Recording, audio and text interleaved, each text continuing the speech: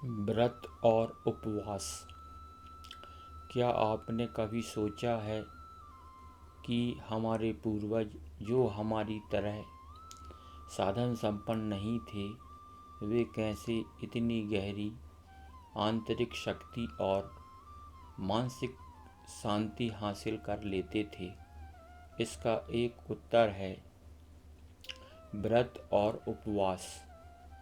हमारी भारतीय परंपरा में व्रत और उपवास केवल एक धार्मिक अनुष्ठान नहीं है, बल्कि आत्मा को शुद्ध करने और मानसिक शक्ति विकास करने के साधन भी हैं।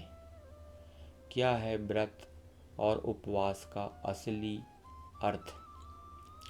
व्रत का अर्थ है संकल्प, किसी उद्देश्य के लिए मन और शरीर का एकाग्र हो जाना। उपवास का अर्थ है खुद को साधारण खाने से अलग करना, अपने आप को उस खाने से अलग करना जो केवल हमारे स्वाद की तृप्ति के लिए हो। दोनों का उद्देश्य एक ही है, खुद पर नियंत्रण पाना और अपने जीवन में एक उद्देश्यपूर्ण दृष्टिकोण लाना। व्रत और उपवास केवल भूखे रहने का माध्यम नहीं है, यह है आत्मसंयम, सहिष्णुता और आत्मनियंत्रण का अभ्यास है। यह है मानसिक दृढ़ता को बढ़ाता है और आध्यात्मिक जागरूकता को भी बढ़ावा देता है। व्रत और उपवास का वैज्ञानिक लाभ: शारीरिक शुद्धि। उपवास के दौरान हमारा शरीर खुद को पुनर्जीवित करता है। जब हम कुछ समय के लिए भोजन छोड़ देते हैं तो हमारा पाचन तंत्र आराम पाता है। यह एक डिटॉक्स प्रक्रिया की तरह काम करता है, जो शरीर से विषैले तत्वों को निकालने में मदद करता है। मस्तिष्क की शक्ति: अनुसंधानों से पता चला है कि उपवास के दौरान मस्तिष्क में BDNF नामक एक प्रोटीन का स्तर बढ़ता है। यह प्रोटीन मस्तिष्क कोशिकाओं को मजबूत करता है और हमारी स्मरण शक्ति और ध्यान केंद्रित करने की क्षमता को बढ़ाता है।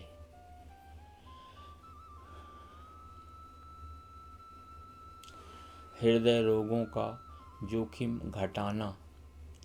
उपवास से शरीर में कोलेस्ट्रॉल और रक्तचाप का स्तर नियंत्रित रहता है, जिससे हृदय संबंधी बीमारियों का खतरा कम होता है।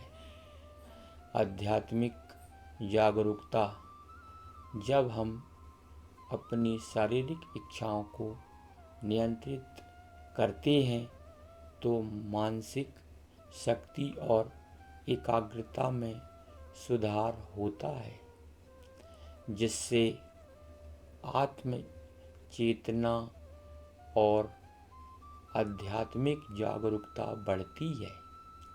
उपवास के दौरान हमें सामान्य गतिविधियों से मिलने वाली तृप्ति में कटौती करनी पड़ती है। इसका परिणाम होता है कि हमारा मस्तिष्क एक विचारों और गहरे चिंतन की ओर बढ़ता है। क्या आप जानते हैं व्रत का धार्मिक और सांस्कृतिक महत्व? भारतीय परंपराओं में व्रत और उपवास को धर्म के साथ जोड़कर रखा गया है, ताकि हम न केवल शारीरिक रूप से बल्कि आध्यात्मिक रूप से भी मजबूत बन सकें। महाशिवरात्रि, नवरात्रि और एकादशी जैसे व्रत में लोग केवल अन्न का त्याग ही नहीं करते, बल्कि भक्ति और ध्यान में भी लीन रहते हैं। ऐसा माना जाता है कि व्रत और उपवास के दौरान देवी देवताओं की उपासना करना हमारे भीतर सकारात्मक ऊर्जा का संचार करता है और हमें उनके आशीर्वाद का अनुभव होता है। आध्यात्मिक दृष्टिकोण। व्रत और उपवास की मानसिकता को समझना। आध्यात्मिक रूप से व्रत और उपवास से हम अपनी भौतिक इच्छाओं से मुक्त होते हैं।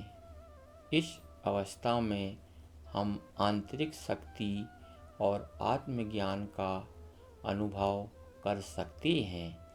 यह केवल एक धार्मिक कर्तव्य नहीं है, बल्कि हमारी आत्मा को जोड़ने का साधन है।